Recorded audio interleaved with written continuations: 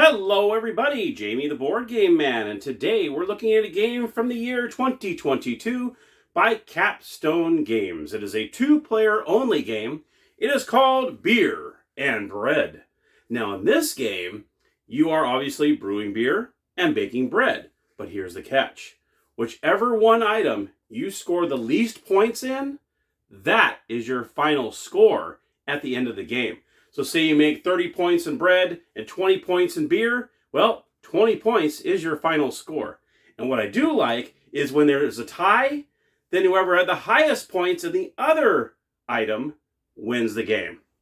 Does that intrigue you? Well, if it does, come join me over at the gaming table where I'm going to show you how to play Beer and Bread.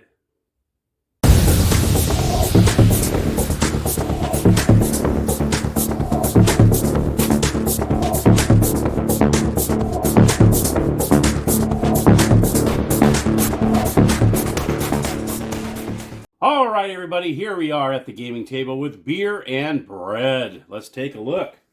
All right. First and foremost, here is the game board. It's, like I said at the very beginning, it is a two-player only game.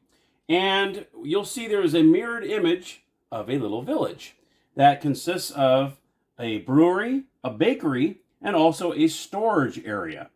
And the object of the game is you're making beer and bread, but you want to try to make them as even as possible, because as you score points for making bread and you score points for making beer, whichever item you score the least amount of points with, that is your final score. So that's the little caveat to the game. So you really don't go too overboard on bread and then forget about the beer, because if you have less points in beer, that's the amount of points you're going to have. So you want to keep in touch with it, kind of keep an eye on that as you're playing the game. And that's the object of the game. Whoever has the most points out of the least amount of points they have in either two of the items that they made wins the game. Let's go ahead and go over the components. Here is the game board here. You're going to have the year marker, which is right here. You also have all of your ingredients that are right up here. Let's go over those. And first, here is the instruction book that comes with. Very, very well done. You also have a windmill token. You have the beer and the bread deck. And you also have a little score pad right here, okay? Now let's go over these resources that you have here. These are going to be water, the little blue ones. The yellows are wheat. Then you have barley over here. Then you have rye, and then you have the hops. And of course you have the windmill, that's the first player marker. You're going to have 60 total cards here. You're going to have 30 of each, 30 beer cards and 30 bread cards. And let's go ahead and begin how to explain the game. You're going to take all these cards, the beer and the bread, you're going to go ahead and shuffle them all together. So again, they're going to have some beer, bread, all that stuff is going to be all intermixed with each other. And each player will start off with 5 cards. 4, 5. We'll see this player over here. I'll have 5 over here. 3, 4, 5. I figured it'd probably be better to go this way, but videotaping wise, I wanted to be able to see it up close and personal, so I thought horizontally would be a little better. And hopefully it ends up being that way. And then you're going to go ahead and put the rest of the stack right here after each player has received 5 cards. You're going to place the marker on, these are years, so technically you do this for 6 years, or 6 rounds, whatever you want to say. So you're going to put the marker on the first year. You will see there's 2 different colors on here, green, red, green, red, green, red. Green means a plentiful year, okay? Red means, well, we're a little dry. We got to watch it's a dry year. You start off by having a very good year. Okay, this is a plentiful year is what they say. What you start to do is you're going to place the amount of ingredients, depending on what kind of year it is, in each one of these fields. And this is where you're going to take the ingredients from. You can see here, okay, I keep forgetting what these resources are here. Let's see, the wheat. Okay. So the wheat, you can see on a good year, is going to be 7. So you're going to place 7 of these in the fields for a good year. You see where it has the red, if it's in a red year, you only put 5 in here. So you can see you have less ingredients to grab when it's not so good of a year. When it's a plentiful year, there is more. Okay, so you would put 7 in here. Okay, then you go, I believe this is the barley, if I'm not mistaken. Yep, the barley. You're going to have 8 barleys in here, so you're going to go ahead and place 8 in this field. Okay, this is how you kind of do it here. 6, and then 2 more. So you're going to have 8 barley in there. Then you're going to go over to I believe that's the wheat. No. Yep, that's the rye. I'm sorry. I keep getting these mixed up. So wheat, barley, rye, and hops. Okay, so this is the rye. There's 6 here. So you're going to go ahead and put 6 in that field. Okay. And in the hops, you're going to put 6 hops in this field here. When it comes to the water is always maxed. So you're never going to have no water. You're always going to have the maximum amount. So all these 18 that you have here, they are all going to go in this water area. So that's one good thing, is you will never be short on water. That is for sure. Of course, you'd think a dry year, you think you wouldn't have as much water, but in this game, you just keep all the water at the beginning of each round. So you're going to put all the water in here. There we go. Because it says max and max. So it shows you here that it's going to be maximum every single round. Okay. After you've done this, what you're going to do is you're going to figure out who the start player is. We'll go ahead and say I am the start player. So the windmill will go right in front of me here. I'm going to go ahead and play around. That way you can kind of see how the game works. It's one of those games where if you see it start to be played, you'll start understanding what it is. As you bake bread, you're going to place it right here. As you see the little cards here, this shows you this is your bakery and this is your brewery. And once you complete a bread or a beer, you're going to place it face down here, and I'll go over the upgrades that you have down here. Once you get an upgrade, you're able to take, kind of clean them off. You're able to take whatever bread and beer you have brewed or baked and place it in your scoring pile. Okay? All right. So what we're going to do is, I'm going to be the first player. I'm going to go ahead and look at my cards. Now, these cards have 3 different ways to play. At the very top, you have ingredients on the top, as you see here, like this one, okay, is a barley and a rye. So if I were to play this one, I would go ahead and take a barley and a rye, and I would place it inside my storage. So I'm the first player. I'm going to go ahead and I'm going to be this one here. Second player will be down here. Usually, like I said, you would sit across from each other. That way it's a lot easier to figure, but since I'm the first player, I'll go on the left side. So let's just say I want to do this. I want to go ahead and take a barley and a rye. So I'm going to place this right in front of me here. And I'm going to go ahead and take, now not from here, not from the supply here, but in the fields. Okay. So I'm going to take one of these, place it in one of my spaces. You have 9 spaces here. That's where all your ingredients go. And you'll also place a barley. Okay. And then that would be my turn. This player over here is going to look and see what they have. And let's just say they're going to go ahead and play this one here. You're going to go ahead and harvest. They're going to go ahead and take I'm trying to remember this stuff, wheat and a hops. So they're going to place this in front of them like so. Okay, I'll get rid of the score sheet here. I don't need that sitting there. And they're going to go ahead and get a hop and a wheat and place it in theirs. Okay, like so. Now, after each player has played a card, in a plentiful year, you're going to swap cards. So this player is going to give me theirs, and I'm going to give them mine. Okay, so now I get to look and see what cards they had now. And I'm going to go with, let's see what I want to do here. Let's see, what do I have going here? Okay, I'm going to go with, what do I have in my storage? I'm going to go ahead and harvest this. So I'm going to harvest a couple of the, I can't keep remembering what these are, rye. So I'm going to take a couple of the rye. See, there's a double one here, so you actually get 2 rye in this one here, okay? So I'm going to take this, I'm going to place it right there, okay? Actually, you're going to place them on top of each other, and I'll tell you a reason why in just a moment. So I got 2 rye here, so I'm going to go ahead and take 2 of these rye and place them in my storage, okay? And that will be my turn. This player over here is going to look to see what they have. And they are going to go ahead and go with, let's see. He's going to go with this one here. And there's a reason why I'm doing this. I want to show you how this works. The reason why you place these in front of them is when you place it like this, if you have ones that are completely lined up with each other from the last card, you get 1 of each. So now I have 2 in a row here, so I'm going to get 2 hops. I'm going to get 2 rye. Okay? Or 2 wheat. I'm sorry. The yellows are wheat. Ay, ay, ay. So you get 2 hops and 2 wheat, all right? Just because they are lined up with each other, okay? So now let's just say, for example, I took this one next, okay? In this example, I would actually get 3 wheat and just the 1 barley. Okay, so that's how that works. That's why you always want to lay them on top of each other as you're doing this, okay? But in this case, I'm going to get 2 wheat and 2 hops. So that's what he's going to do here. So he grabs 2, places them in his storage, and he's going to grab 2 of these wheat. Okay, there we go. Okay, and that's the end of that turn. So now we're going to swap cards again, because it is a plentiful year. I'm going to look to see what I want to do here. I'm going to go with, let's see here. Let's see. What do I need in my storage unit here? I need a couple of those here. So I'm going to go ahead and I'm going to go ahead and harvest this. And I have 2 wheats here. So I'm going to take this, I'm going to place this on top. There's no going now. Since these are separated, so these do not add up. It's only the immediate card before. So I get 2 wheat. So I'm going to go ahead and place these 2 in my storage. Okay.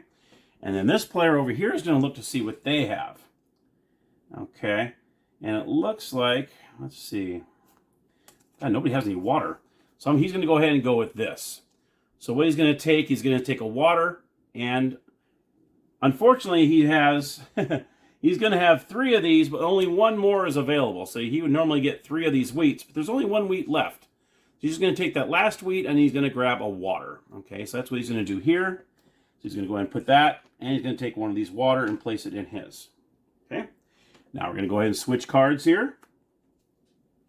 And you're going to keep doing this until all 5 cards have been swapped. Okay, what's hard to do is a lot of these need some water. We only have so much water we can do here. Let's see. Now I'm going to go ahead and show you an example of what happens when you actually are able to bake some bread. I want to show you an example. You have an idea of how this works. You go back and forth, and let's just say in mine, okay, let's just say we'll take this out, and let's just say I have a water in here. Okay.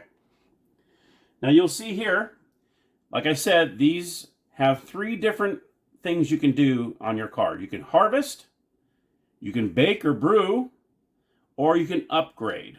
Okay, let's go over, we've already gone over this already. I've already shown you the harvesting pretty well. Let's go over this part. In order for me to bake this bread and get 5 points, is I need these ingredients in my storage. Now, as you can see now, since I changed it a little bit, I have 2 wheat, 2 rye, and a water. 2 wheat, 2 rye, and a water. So I can say, I'm going to go ahead and bake some bread. Okay, so what I do is I'm going to take these, 2 of these, 2 of these, and the water, and they are out of play. You do not put them back in the fields because they've already been harvested already. So these go in here, out of play. These go over here, okay? And now I have baked some bread. Okay, I'm left with 1 wheat left. So what I would do is I'm going to place this into my bakery, face down. There we go. Okay, so now I have baked that bread. Okay, now this player over here has 2 cards. Let's see what they have going on. And let's see here. Let's do another one of these. I want to show you how this works here. Let's just say he has, I'm going to cheat here, because I want to show you how this works. I want to show you. And yeah, I only need 3 waters for this one. I only need 1 hop, so let's do this. So in this example here, let's just say he wants to brew some beer. He needs 3 waters, 2 barleys, a wheat, and a hop. Okay, so he's got that. So what he would do is he would go ahead and take these, okay, take 1 of these, a hop, and 3 waters. He would take all these, he would place them back out of play, like so, and he has brewed some beer. So he's going to place this in his brewery. Like I said, you have the cards here. The blue cards go here, brown cards go here, okay? Now we would swap one last time, okay? And I can determine, okay, what do I want to do here? Let's go over the upgrade. Let's just say I want to upgrade. This is the bottom part, and it shows you a little icon where to put it. You see these little spaces here. This is where you're going to tuck in your cards when you have upgrades. So in this case, Whenever you collect a wheat token, all right, during one of your harvest and store actions, collect one additional. So that's pretty cool. So I'm going to look for this little sickle thing here that they use the harvest stuff, and it's right here. So what I will do is I'm going to go ahead and tuck this under here so I can see that. So now from here on out, every time I harvest and store an action, like I store it, I will get an additional one. Now, since I did an upgrade, this allows me to clean off any breads or beers that I have made during that time.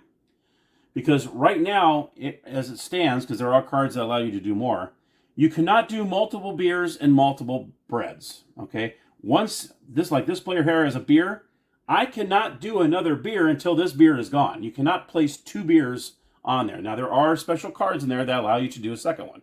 But if you don't have that special card, you can only do one. So once you do a beer and a bread, you definitely want to do an upgrade so you can clean that off. So now I just did an upgrade. Ta-da! And now I get to place this face down next to me here, and that is my scoring. So I get to place this right here. So that's cool. So I get to score this bread, and right now this bread is worth 5 points. You can see right there. 5 points. Right there. Okay? So I'll get the 5 points at the end of the game. Okay? So, this player obviously will play his last card. Let's just say, so whenever you collect a rye during one of the harvests, so it's the same thing except it's with rye. So he's going to go ahead and do that too. So he places it under the same, let's see, where is it? Right here. He's going to place this right here. So every time he gets a rye, he gets another one. Since he did an upgrade, he gets to clean off anything that he has here. He gets to go ahead and score his beer, which was worth 9 points. Okay? So he's going to place this in front of him like so. Okay? And that way, he gets to score those at the end of the game. Now, that's the end of the first round. First round has been played. Okay?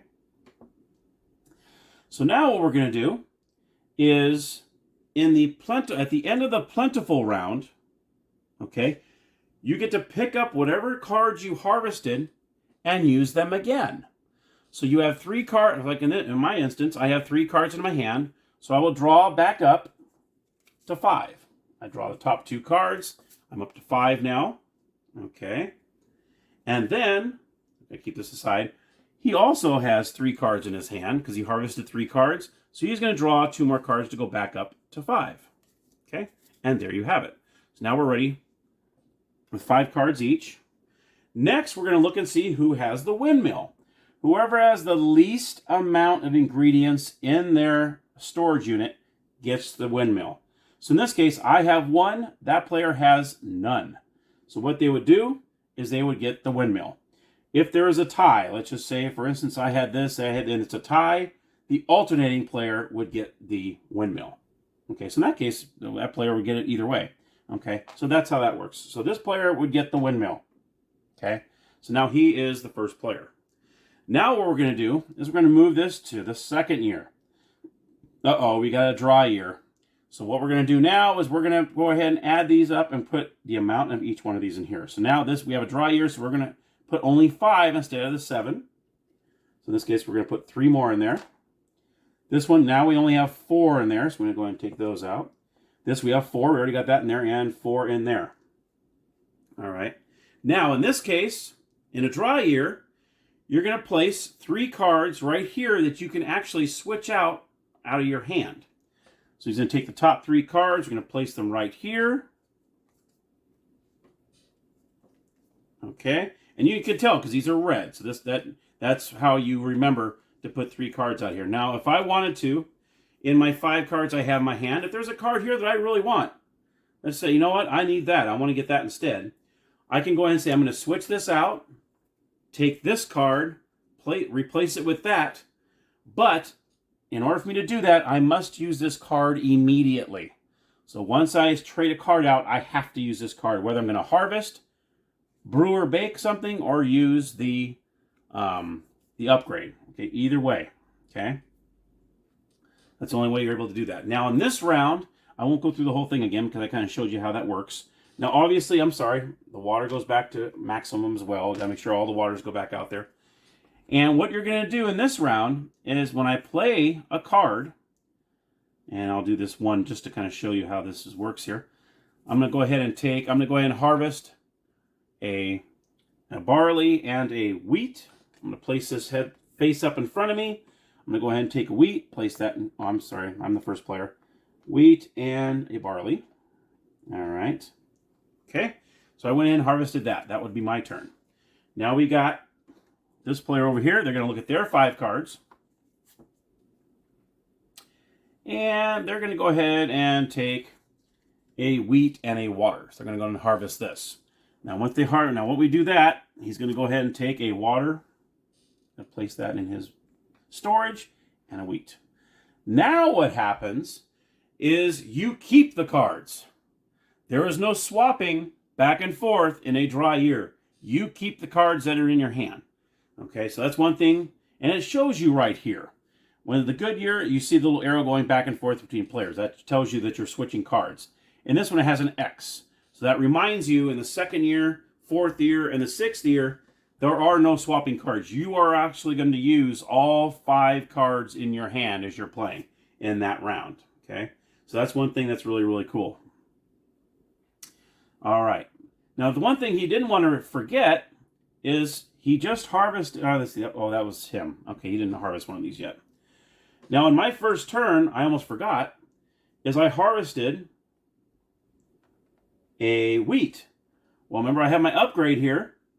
If during a harvest, if I get one, I get an extra one. So I have to remember, I put an extra one in here. Okay, so you want to keep an eye on these upgrades because they are always very, very helpful, especially those dry years where there's not as much out there. You have a tendency, you have a way of doing that. Now, let me tell you what happens if your storage gets full. Let's just say I'm like, uh-oh, my storage is full. I can't do anymore.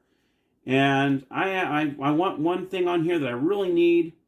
And let's just say I really need another hops. Let's just say I needed one more in there. Let's just say I harvest, okay, a barley and a hops. Now I have 2 that I cannot fit in there. Okay, I'm maxed out. I cannot fit any more in my storage. I can switch out any of these in my storage as I want. So let's just say I'm like, okay, I don't need so much wheat. So I'm going to take this wheat, I'm going to replace it with the hops. And let's just say, you know what? In this case, I don't need a rye. So I'm going to take this rye out. I'm going to put this barley in here. That way, now I have some ingredients I can really work with my cards in my hand. These extras will go to your opponent. They don't just get wasted. You give them to your opponent. And they take whatever extras you cannot have room for. They take them. Now, if they're full as well, they make the decision to swap them out just like I did. Oh, you know what? Maybe I might need this instead of this. And then they can do that. And then they can say, okay, I don't want it. Or they can just simply say, you know what? I don't want it. And then it goes back into the supply. Not in the fields, but back in the supply. So that's what happens when you max out. And if you have any extra ones that come through, you give them to your partner. Or I'm sorry, your opponent, not your partner. Your opponent. And your opponent can decide whether they want to keep them, switch any stuff out, or they can just simply take them if they have the room. Okay? So that's what happens with that when you have maximized. Now, there are cards in here that give you an extra space, which is really cool. Let's see if I can find one of those. Let's see, where is it? Yeah, here it is. Here's one here. It says you have 1 additional storage unit. So it gives you 1 little extra storage unit. So you would place this under the bag here. You see the little bag. You place this under here, and it allows you to have 1 extra one. So if I got an extra water, I could place it right here. And now I can have 10 spaces instead of the 9. So that really helps out as well. So those cards are in there as well. Okay. And then obviously you're going to play all your cards. As soon as you play all your cards, at the end of a dry area, okay, let's just say I harvested 2 cards. Let's just say this player harvested 3 cards, like so, okay? Let's see, all these cards were made up. We went through them, okay? At the end of a dry season, you do not keep the cards. The cards go bye-bye. So the only time you keep these cards is at the end of a plentiful year. At the end of a dry year, these go away. So whatever cards you harvested are gone. They go into the discard pile. They are history. Okay, these get taken out as well. You take these out. They are no longer in play. And now you go to the, first of all, then next you're going to look and see who has the least. This player who had the least, so they get to keep the windmill because they have the least amount of ingredients in their storage unit.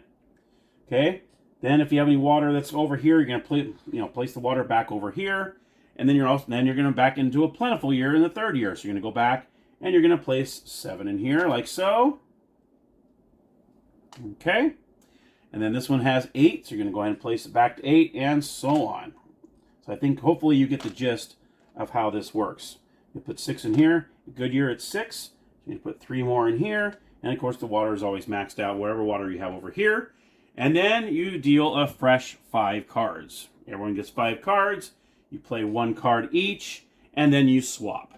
And you do that, you keep all your harvested cards until you go back to the dry year, and then you start all over again. So you do that for 6 rounds. After the 6th round, you go over to the coins here. The coins tell you, okay, it's the end of the game. And that's when you're going to go ahead and score all your bread. You're going to score all your beer. Let's just say, I'm just going to go ahead and that way we can kind of have an end scoring here. You're going to go ahead and separate these as you're scoring the points. So as you bake and brew, you can keep them separated like so. Okay.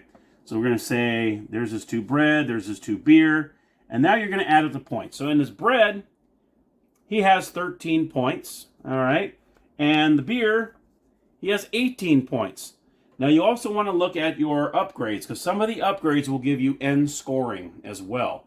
This one might say you might have a bonus point for this or 2 bonus points for this. You always want to make sure you add up any upgrades that you might have that give you end point scoring. So you want to make sure you keep an eye on that. 18 versus 13. So obviously 13 is this player's final score. If you look over here, I have 11 for bread. I have 17 for beer. So 11 would be my final score, and player 2 would be the winner of the game. He has more points. If you have a tie, let's just say I had 11 and they had 11. My bread was 11, and let's just say his beer was 11. Then we would go to the other one, okay, with the other one we didn't score, and whoever has the highest amount of points there wins. So let's just say I tied on the bread and the beer, so now he would be his bread and my beer. I have 17 points. He has 13, so I would end up winning the game and breaking the tiebreaker, okay? And that's pretty much how that works. Obviously, as I said before, if there is a tie in the storage, then obviously it would alternate. This would actually go to the other player if there is a tie, and whoever has the least amount, that's who gets the windmill to start off the next round. And that, my friends, is beer and bread. Let's head on over to the game room, and I will give you my final thoughts. All right, so my final thoughts on beer and bread. I like this game. This is a really cool game. The scoring is, I think, probably the most interesting thing. Was whatever you score the least amount of points, whether between the beer and the bread, that is your final score. So it really makes you kind of go, oh man, I've made 3 bread, I haven't done any beer. Uh-oh, I need to get in gear and get some beer done.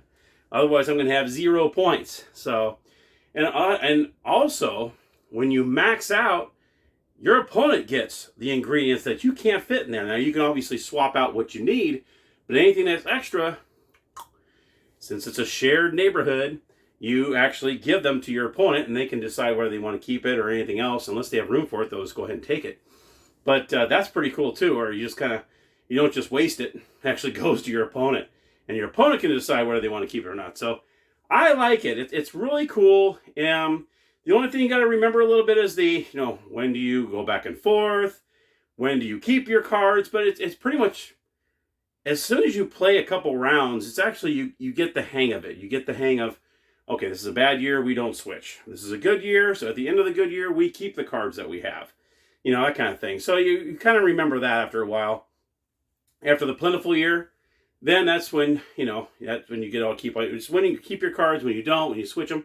But the thing is about the switching the cards, it does have it on the bottom of each one of those years. It does show a little arrow saying, yes, you swap, and then the second year when it's a dry year, it actually has a little X. So I don't know if you're able to see that much that well on the screen. Because unfortunately, I can't zoom on my phone when I'm recording. I can't zoom on my video. When I'm videotaping, for some reason, it won't let me zoom. So I can't really go, okay, here it is. You know, but it does have a little X there. So it kind of reminds you about that. So, and that's pretty cool. I like the game a lot. It's a brand new game. It came out. Thumbs up for sure. Definitely get it when you get a chance. I'm glad I bought it. And this was not a McKay's. This was actually, I bought it from capstonegames.com. Because it's not quite available yet. I believe Amazon, it's later on in January that it's available, but I had to get it. Once I saw a couple videos of it, I was like, man, I need to get this.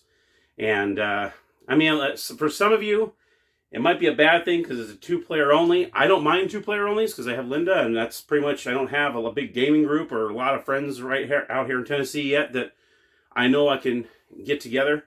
So sometimes two-player games aren't bad. You know, it just kind of depends on how you play games, you know. So, but anyway, that's my review on Beer and Bread. I hope you enjoyed the episode. Let me know if you enjoyed it. Maybe you didn't like it. Maybe it's just not your kind of game. Maybe it's a little too light for you. For me, it's just right. I mean, it's pretty cool. You have a little explaining to do, but it's pretty easy to teach once you get the hang of it. And that's what I like about the games. I don't like games that take you an hour, and I'm still going, huh? My eyes all glazed over and things going, woo! This game, I got it immediately once I watched the videos. I'm like, yeah, this is a good game. This is a game I can easily teach and definitely play a few times. I would definitely enjoy this game. So, all right, everybody. Well, that's my review, like I said, on Beer and Bread. Let me know if you have the game, if you played it. Let me know if you like it, dislike it, whatever. I appreciate all your comments. And thank you so much for watching. I always appreciate your support. And happy gaming.